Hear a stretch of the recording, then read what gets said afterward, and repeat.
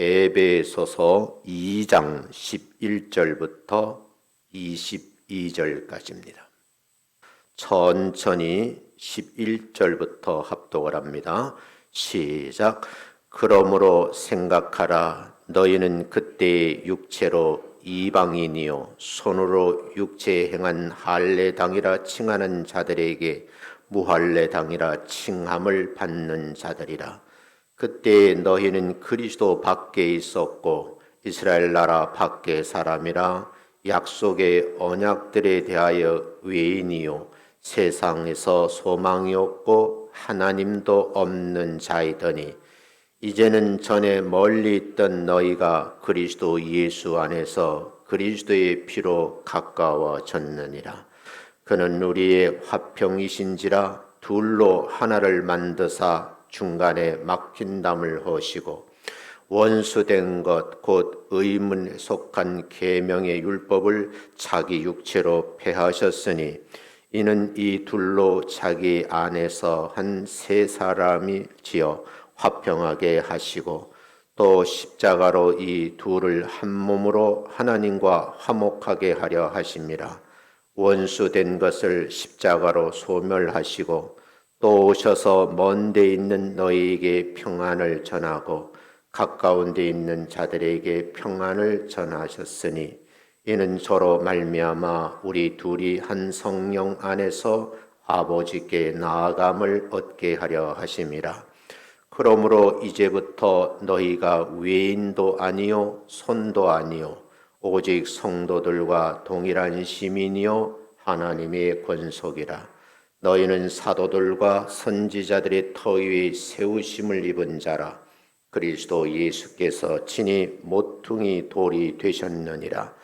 그의 안에서 건물마다 서로 연결하여 주 안에서 성전이 되어가고 너희도 성령 안에서 하나님이 거하실 처소가 되기 위하여 예수 안에서 함께 지어져 가느니라. 아멘. 옆 사람하고 같이 한번 인사합니다. 만나 뵙게 되셔서 반갑습니다. 인사합니다. 기억나시면 호칭을 올라가면서 당신은 소중하고 귀하신 분입니다 라고 인사합니다.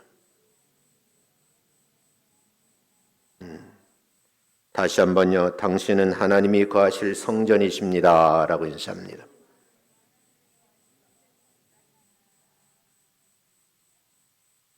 여러분 다시 뵙게 돼서 매우 반갑습니다. 얼마 전 맥주 감사절에 제가 전한 설교 말씀을 기억하시는지요? 우리가 절기 예배를 드리면서 가장 핵심적인 용어를 선택했다고 하면 회상이란 말, 그리고 기념, 감사라고 하는 세 단어를 중심으로 해서 말씀을 전해드렸습니다. 어쩌면 우리가 지난 일들을 돌이켜 봄으로써 잊지 말아야 되겠다, 꼭 이 날을 기념해야 되겠다 하는 그런 특별한 날이 있습니다. 그 은혜를 기억하고 감사드리는 것이 절기를 지키는 의미가 있다. 제가 이렇게 말씀을 드렸어요. 구약 성경에서 7.1절 절기 예배를 지킬 때에 신명기 16장 12절에 보면 이렇게 기록이 되어 있어요. 애굽에서 종 되었던 것을 기억하고 이 규례를 지켜 행할지니라 이렇게 말씀을 하고 있거든요. 어쩌면 430년 동안 기나긴 세월 동안에 참으로 그는 고통스러운 시간들을 보내면서 몸서리칠 정도로 그들은 아픔을 겪었던 지난 날이 있었습니다. 그 지난 날을 기억해 두라는 거죠. 그리고 하나님께서 명령하신 규례를 지켜 행하라 이렇게 말씀을 해요. 이스라엘 백성들의 애굽 생활을 기억하고 싶지 않을 정도로 과거는 참으로 비참하고 아픈 상처로 얼룩져 있는 지난 이야기들입니다. 그러나 역사가 흘러도 잊을 수가 없고 잊어서도 안 되는 그런 기억할 수밖에 없는 날이 7.7절입니다. 바로의 노예가 되어서 평생 바로를 위해서 고생을 했습니다. 고생한 대가는 아무것도 없었어요. 오히려 주변에서 비참하게 죽어가는 민족의 구성원들을 보면서 눈물을 흘려야만 했습니다. 구약의 성도들이 이런 아픔을 가지고 있었다고 하면 예수를 모르고 살던 우리 과거의 역사는 어떨까? 저는 비슷하다 그렇게 말씀을 드리면서 이 말씀을 좀 나누려고 해요. 바울이 말한 대로 그때 과거죠. 우리는 이 세상의 풍조를 따르고 있었던 사람들이었다고 말하고 공중 권세 잡은 사탄의 마귀의 올무에 휩싸여서 꼼짝도 못하는 그런 상태였다라고 증언합니다. 그런데 중요한 것은 우리 육체의 욕심을 따라 과거는 지냈는데 육체와 마음이 원하는 것을 위해 살았고 다른 이들과 같이 본질상 진노의 자녀였다. 핵심적인 것은 과거에는 진노의 자녀였다라고 평가를 합니다. 그뿐만 아니라 그때에는 오늘 본문 2장 12절에서 네 가지를 말하고 있는데 과거에는 그리스도 안에 있는 것이 아니라 밖에 있었다. 하나님 나라 안에 속한 사람이고 밖에 있었던 사람이었다라고 말하면서 세상에서 소망이 없는 삶을 살았고 하나님도 없는 자였다. 이렇게 12절에 말씀을 해요. 사탄의 종이 되어서 마귀가 너무나 무서워서 따라다니던 우리가 어쩌면 예수 믿고 하나님의 자녀가 된 것은 지금 이 순간 우리가 누리고 있는 가장 큰 복인 줄로 믿습니다. 그 복 자체를 시인하고 여러분 매일 고백하면서 감격스러운 삶을 살아셔야 돼요. 뿐만 아니라 이제 은혜 받고 믿음이 이만큼 성장했으니 내가 얼마나 많은 복을 받고 살았는지를 한번 회상을 해 보셔야 된다는 거예요. 그래서 저는 오늘 에베소 2장에서 말씀하고 있는 내용을 좀 더 깊이 내용을 좀 살펴보려고 합니다. 오늘 봉독해드린 에베소 2장 11절부터 22절 말씀 안에는 시간의 흐름에 따라서 말씀이 증거되어 있는데 어쩌면 시제를 중심으로 해서 오늘 좀 말씀을 같이 나누려고 합니다. 혹시 펜을 가지고 계신 분은 성경에다 줄을 그었으면 참 좋겠어요. 11절, 12절에 보면 그때 그랬어요. 과거거든요. 13절에 보면 이제는 그랬어요. 그러니까 현재지요. 19절은 이제부터 미래라는 말이에요. 짧은 말씀이지만 한 사람의 인생의 스토리로 비유한다면 과거, 현재, 미래에 대해서 말씀을 하고 있다. 그런 말씀이죠. 그 중에서도 18절까지 나타낸 내용, 즉 우리가 예수 믿기 전에 어떤 삶을 살았는가 하고 기억을 더듬어 보면 생각나는 부분이에요. 그리고 예수 믿고 난 후에 나타난 모습, 그리고 하나님께서 해주신 말씀하신 내용이 있고 19절에 보면 하나님께서 신분과 지위를 변화시켜 주셨으니 앞으로 우리 성도들이 어떻게 살아야 되겠는가 하는 부분이 자세하게 기록이 되어 있어요. 이제 하나씩 살펴보면서 말씀을 함께 나누려고 합니다. 그 첫 번째, 그때 과거잖아요. 과거에는 우리 모두가 그리스도 밖에 있었다. 다른 말씀을 드리면 과거에 우리는 어떤 삶을 살고 있었는가 하는 거예요. 예수 밖에 있었다는 거예요.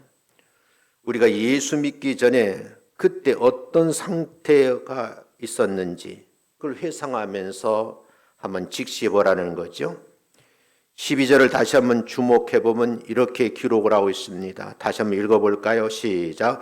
그때 너희는 그리스도 밖에 있었고 이스라엘 나라 밖에 사람이라 약속 언약들에 대한 외인이요 세상에서 소망이 없고 하나님도 없는 과거가 그랬다는 얘기예요.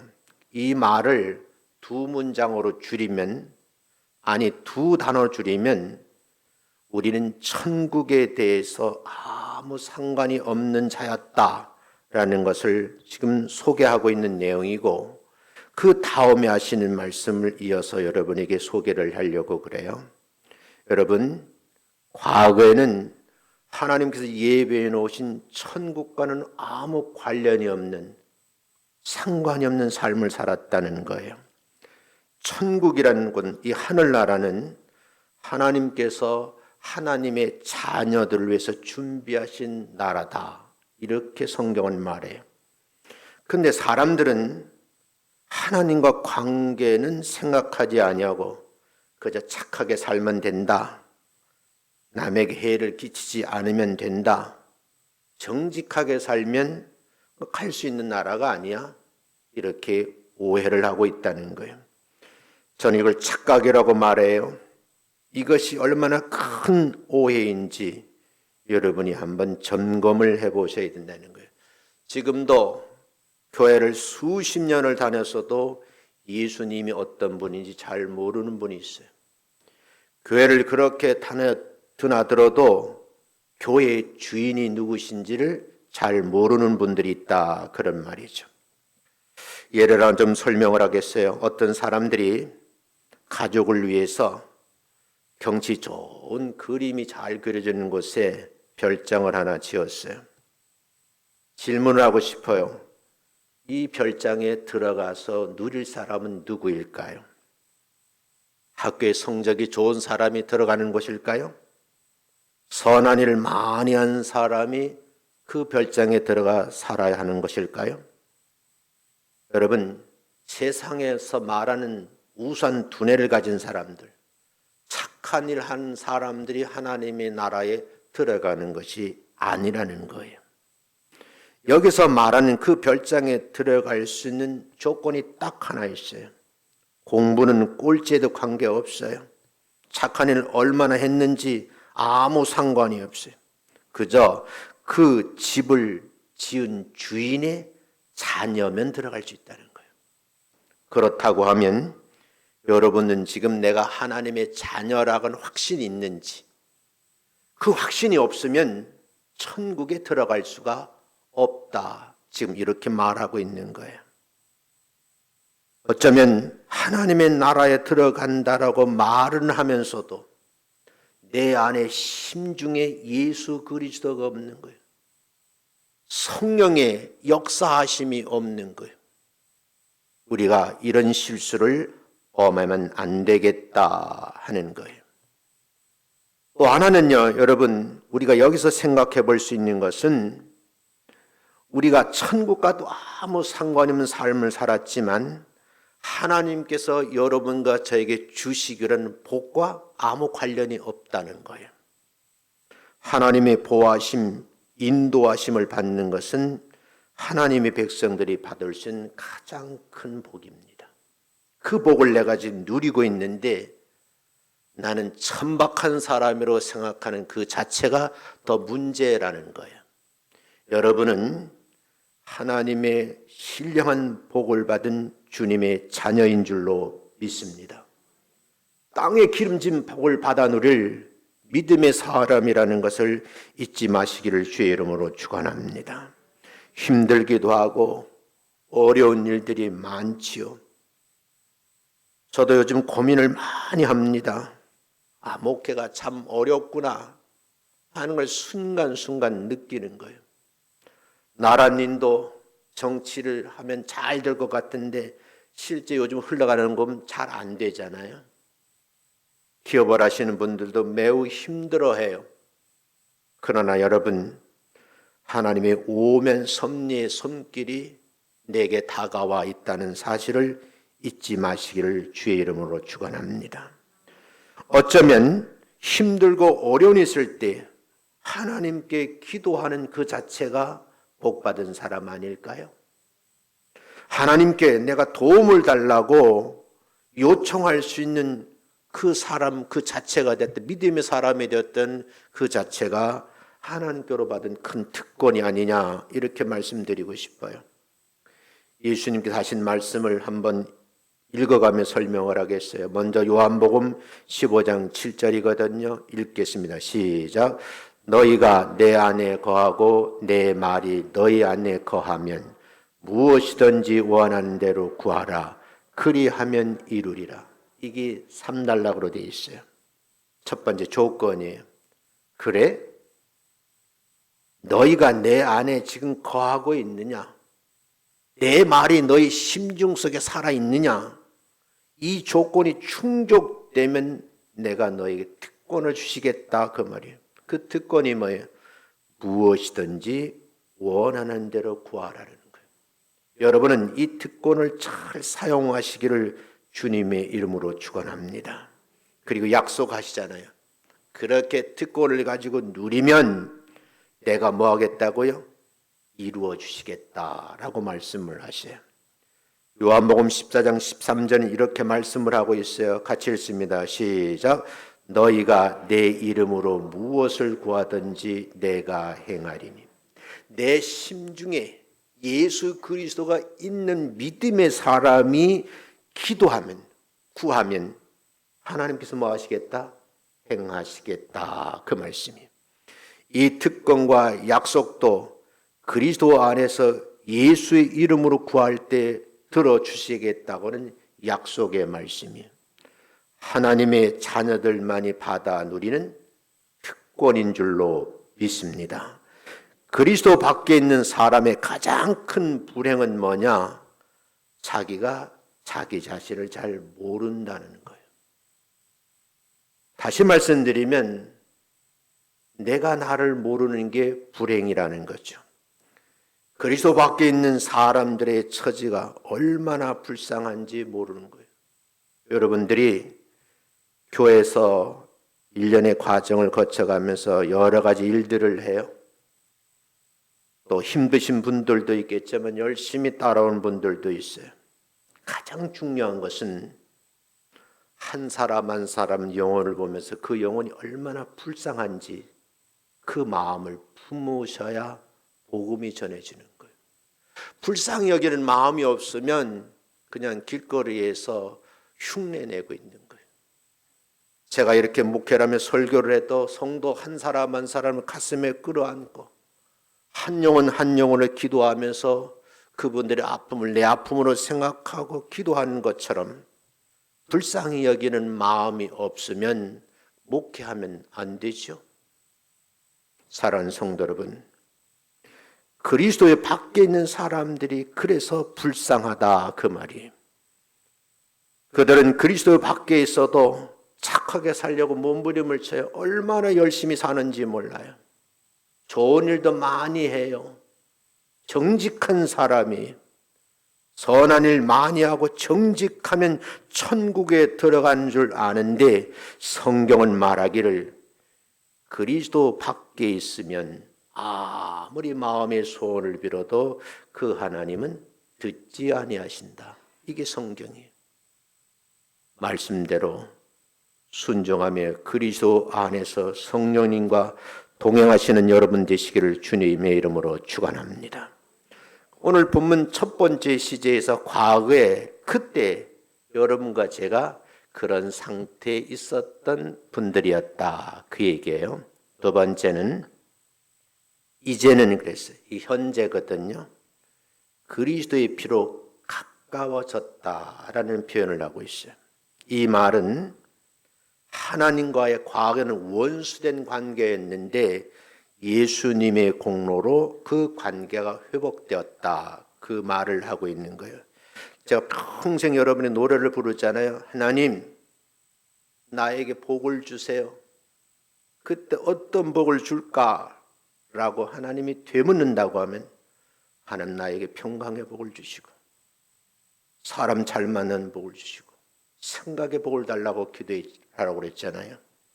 가장 중요한 것은 뭐냐? 여러분들이 예수의 피로 하나님과 관계가 회복되어서 평화로운 관계가 되었다는 것이 복이라는 말씀이에요. 여러분 과거를 좀 돌아볼까요? 창세기로 돌아가 보면 에덴 동산에서는 항상 하나님이 내려오셔서 하나님이 창조한 피조물들과 거닐며 가까이 지냈어요. 그런데 어느 날 인간이 하나님의 말씀을 거역하고 불순종하지요. 그러난 다음에 하나님을 차츰차츰 피하기 시작해요. 그럼에도 하나님이 부르셔요. 아무개야 라고 부르시면 두렵고 떨리는 마음이 생겨서 숨기 시작하지요. 시간이 지나면서 하나님의 관계가 회복되는 것이 아니라 시간이 흐르면 흐를수록 하나님의 말씀을 거스리고 관계가 점점 멀어지는 거예요. 아담은 선악과를 따먹었지만 그의 아들인 가인은 동생을 준 인간 최초 살인자가 돼요. 가인은 우발적으로 살인을 했습니다. 제사드리다가요. 그런데 라멕은 고의적이고 계획적인 살해를 하게 됩니다. 어떻게 그럴 수가 있을까?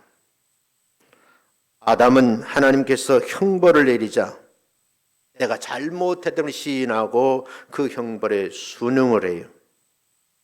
그런데 가인은요, 자기 동생을 죽이고 이 관계 속에서 그 죄가 너무 무겁다고 원망 불평하는 모습이 창세기 4장 13절에 기록이 되어 있습니다. 시간이 흐르면서 더구나 라멕은 지은 죄를 부끄러워하지도 않고 가인에게 내린 벌이 7배라면 자기는 77배라도 좋다고 하면서 하나님을 능멸하는 말을 일삼습니다. 여러분, 그럼에도 불구하고 하나님은 그런 자손들에게 그리스도를 이 땅에 보내셔서 피 흘리게 하셨고 십자가에 달려 물과 비를 다 쏟으셨는데 왜 그렇게 하셨을까? 여러분, 그 이유가 바로 여러분과 하나님 사이에 막힌 중간의 담을 헐기 위함이었다는 거예요. 주님은 십자가에서 운명하시면서 그 동시에 일어난 사건이 성경에 기록이 되어 있는데 하나님과 사람 사이 그 막혀진 담을 허물기 위해서 성소에 있는 휘장이 위로부터 아래까지 찢어지는 사건이 성경에 기록되어 있어요. 그 내용이 마태복음 27장 50절부터 51절 사이에 있거든요. 예수님의 십자가 7마디를 기억하시는지요? 마지막 한마디를 말씀하시고 성경은 말하기를 예수께서 다시 크게 소리 지르시고 영혼이 떠났다고 말해요. 예수님의 영혼이 육체의 몸에서 빠져나가는 순간에 성소의 휘장이 위에서부터 아래까지 찢어지는 일이 있었다는 거예요. 그런데 여러분, 예수님이 십자가에서 이 세상의 마지막 숨을 마치실 때 성소의 휘장이 위로부터 아래 찢어 둘이 되었다는 사실을 여러분이 기억하셔야 돼요. 어쩌면 수천 년 동안 가로막혔던 하나님과 사람 사이에 막힌 담이 허물어지는 순간이었다는 거죠. 사람과 사람 사이에도 인의 장벽이 있어요. 함께 어울려 살면서도 상대방 마음을 모르겠다고 말하는 분들이 있어요. 당시 유대인들과 이방인들은 원수처럼 지냈어요. 그래서 오늘 본문 성경에서 자세히 언급하고 있는 거예요. 야, 우리는 할례 받은 사람들이다. 너희들은 할례 받지 못한 인간들 아니야? 하는 비아냥 소리가 그 속에 담겨져 있습니다. 어쩌면 같은 사람으로 태어났는데 무시를 당하고 어려움 당하고 고통당하는 삶이었죠. 물론 하나님을 모르니까 그런 소리 듣는 거죠. 그런데 여러분, 유대인과 이방인의 사이를 그 건널 큰 장벽을 무너뜨린 사람이 누구일까 하는 질문이에요. 성경에 보면 아프리카 동부 쪽인 에티오피아라고 있어요. 이 에티오피아 내시가 하나님 앞에 예배를 드리고 싶은 거예요.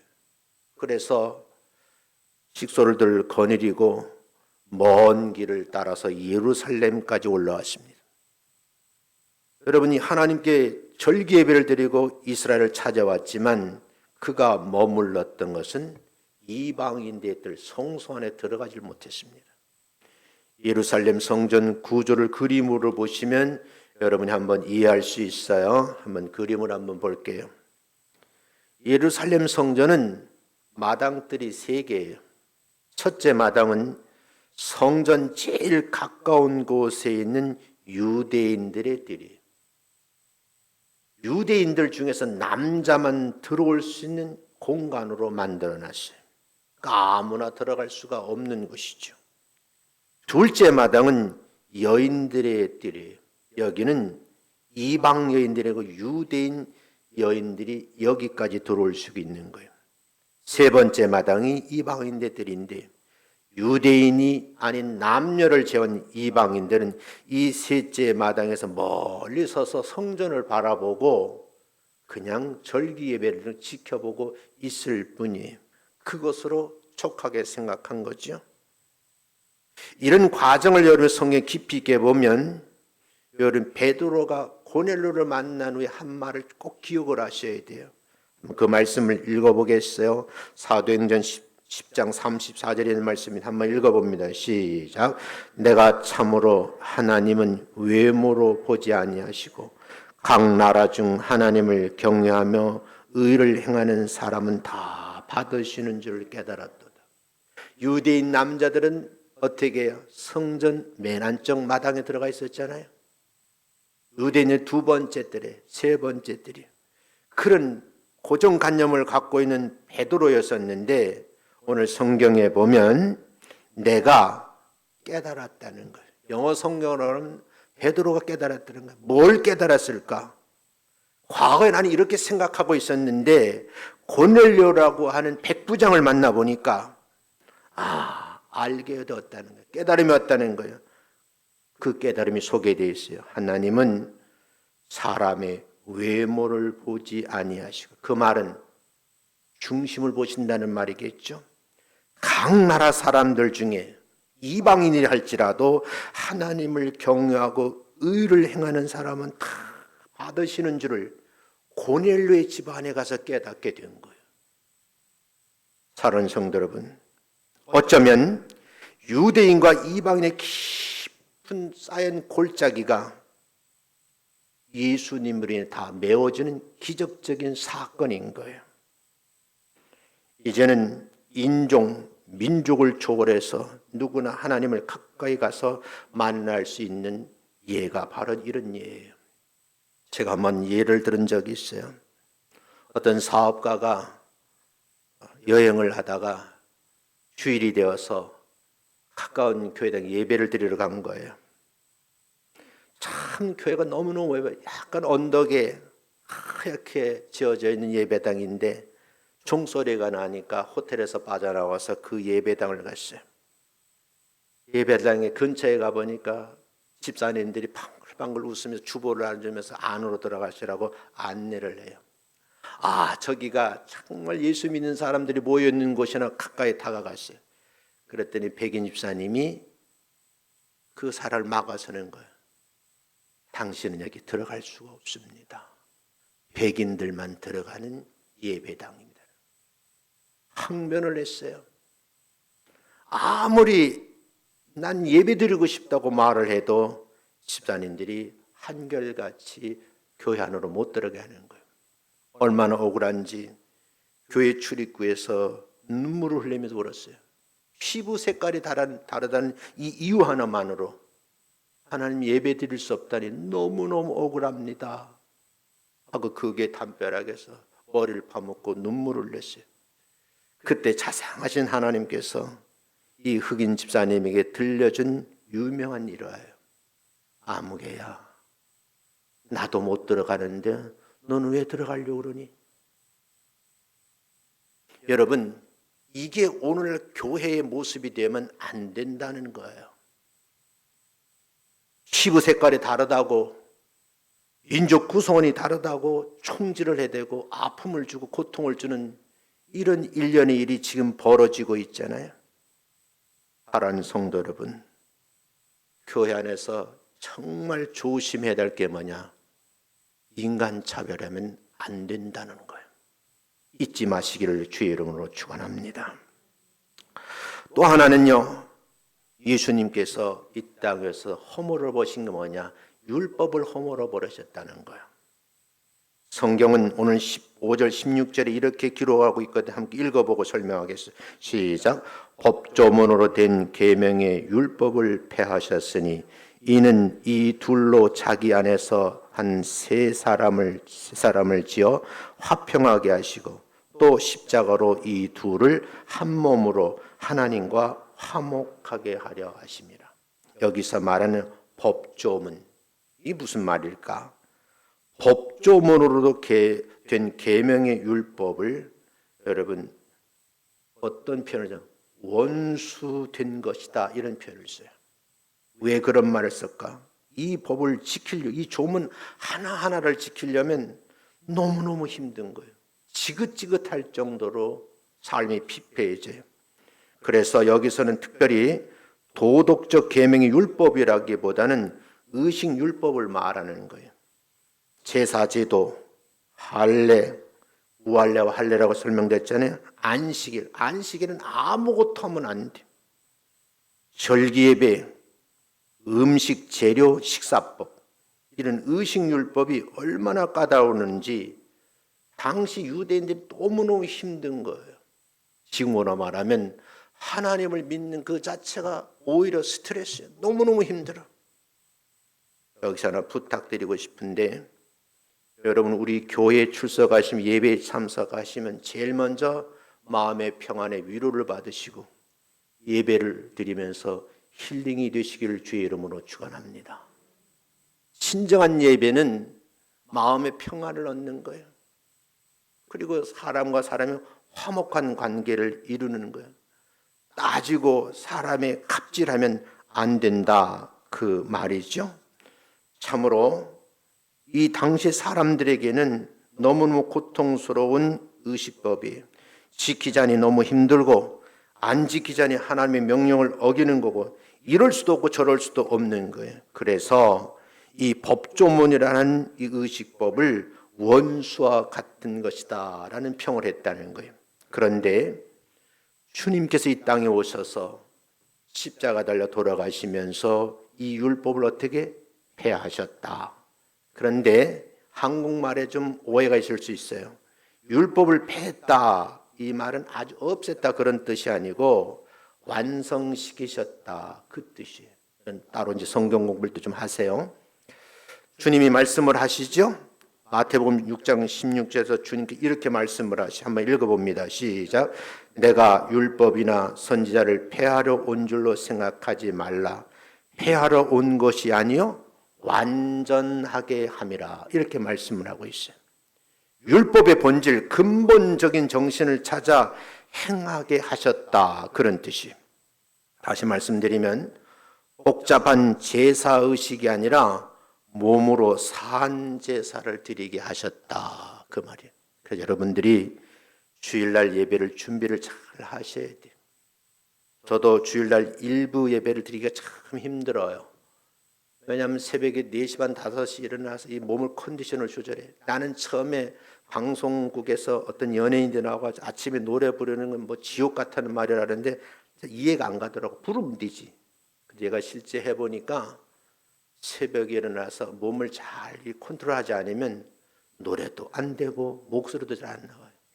그래서 3부 예배가 훨씬 은혜로워. 할렐루야. 이게 사실 준비가 돼야 되거든요. 자, 보세요.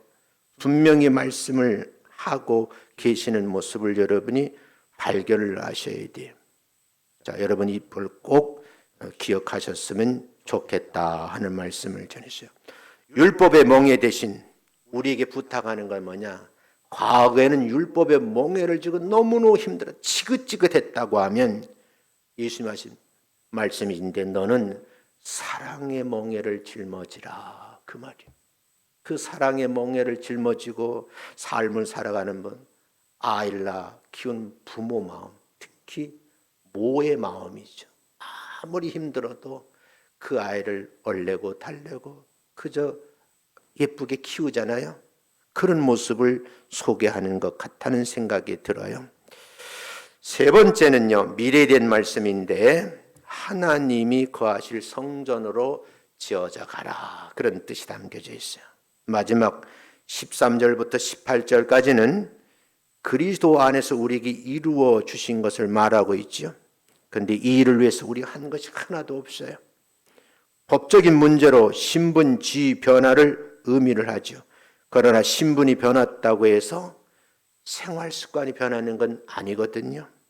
신분을 변화시켜 주신 것은 주님이 하신 일이고, 신분에 맞는 생활을 하는 건 우리가 해야 될 일이라는 거예요. 그걸 잘 기억을 하셔야 돼요.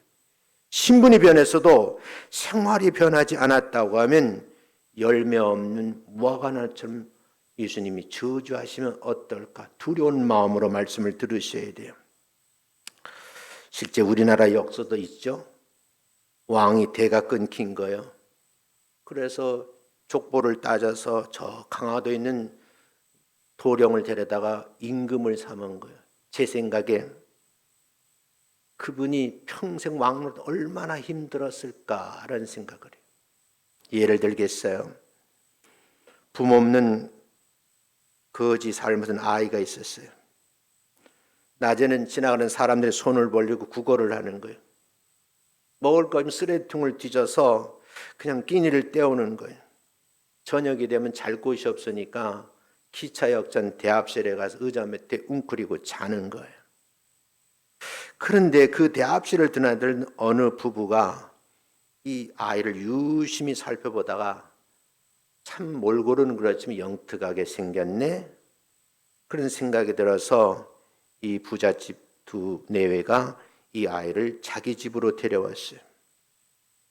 그리고서는 입적을 해서 양자로 올렸습니다. 그런데 문제가 생긴 거예요. 지금 귀한 집의 부모님의 양자가 신분이 바뀌었는데 생활 습관이 안 바뀌는 거예요. 이게 큰 문제인 거예요. 새로운 신분에 맞는 생활을 하려고 노력하면 노력할수록 본인에게 너무너무 힘든 거예요. 다시 말씀드리면 오랫동안 꾸준히 노력하지 않으면 하나님의 사람으로 살아가기가 어렵다, 그런 말이에요. 예수 믿고 30년, 40년, 50년 되신 분들 칭찬받아야 할 분들이에요. 교회의 신앙의 선배들을 배나 존경하시기를 주의 이름으로 축원합니다. 19절 한번 읽어보지요. 시작.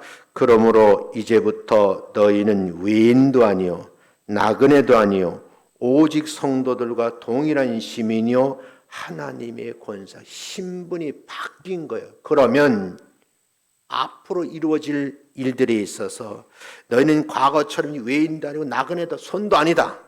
그러므로 이제는 너희들에게 동일한 성도의 하나님 나라의 시민권을 주었고 하나님 나라의 권속이라 칭했으니 이제부터는 뭐야? 그 시민권을 가지고 그 권세를 누리며 살라, 그 말이죠.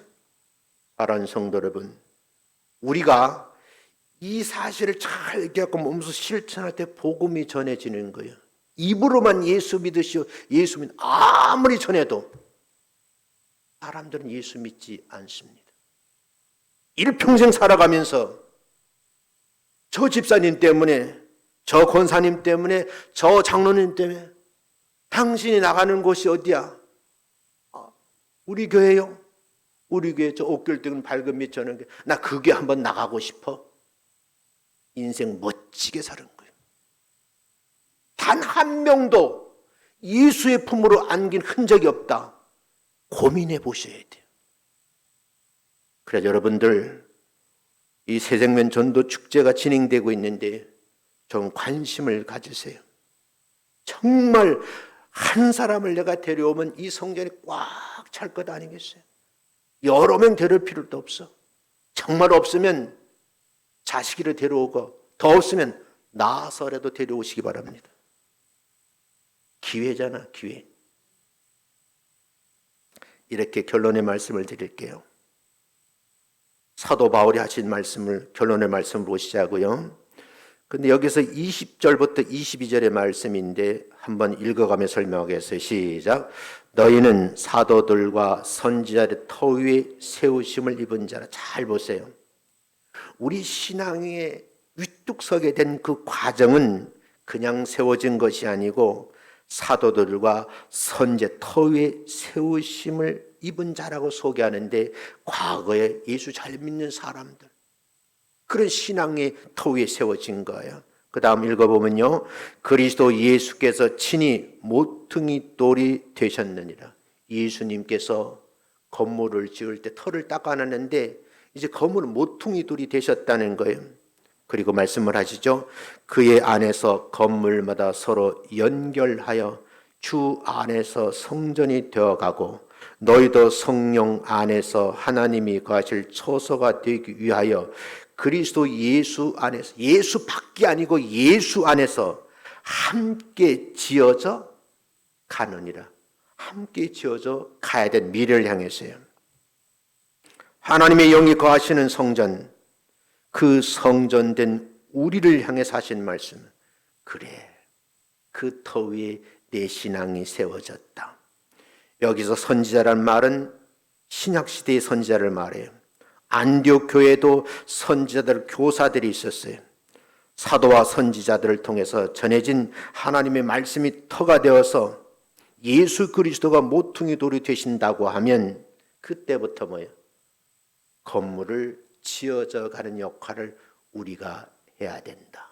당신은 하나님의 귀한 왕자여 공주이거든요. 공주의 신분을 유지하고 왕자의 신분을 유지하기 위해서도 고상한 삶을 살 필요가 있는 거예요. 그런데 오늘 성경에서 말하죠. 사도와 선지자를 통해 전해진 하나님의 말씀의 터가 되고 예수 그리스도가 모퉁이 돌이 되셔서 우리는 성령 안에서 그리스도와 함께 지어져 간다라고 삼박자로 말을 해요.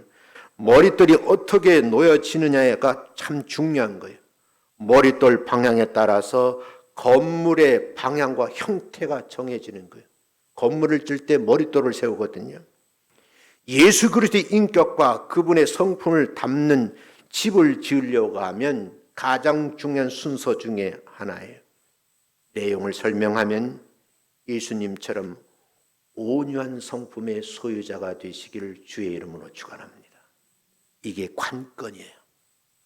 아무리 예수를 잘 믿어도 험한 말하고 험상궂어서 교인들과 쌈박질이나 하고 아픔을 주고 고통을 주면 저 사람이 진짜 예수 믿는 사람이야?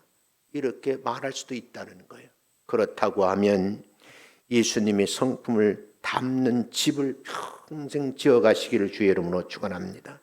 예수님처럼 온유하셔야 돼요. 예수님처럼 좀 넓은 마음, 아량을, 이걸 관용이라 그래요. 그리고 예수님처럼 겸손하셔야 돼요. 때로는 불의를 용납하지 않는 모습을 담는 성도가 되시기를 주의 이름으로 축원합니다. 이렇게 말씀을 맺을게요. 우리는 완성품은 아니에요. 지금 뭐야? 우리의 성전을 지어가고 있는 중이에요. 공사 중이란 말이에요. 그래서 성경 마지막에 하신 말씀, 함께 지어져 가느니라. 나 혼자 이 성전을 완성할 수가 없어. 장로님도 계셔야 되고 집사님도 계셔야 되고 권사님도 계셔야 되고 다 있어야 되는 거예요. 남자들만 있어도 안 되고 여성들도 아이들 다 있어야 돼. 함께 지어져 가는 것이 거룩한 공동체, 교회이고 여러분 안에 세워진 거룩한 성전인 줄로 믿습니다. 바라기는 새생명 전도 축제 기간 동안에 벽돌이 필요하다고 하면 한 장의 벽돌을 여름에 들고 와서 쌓는다 하는 그런 마음으로 이 축제의 주인공 되시기를 주님의 이름으로 축원합니다.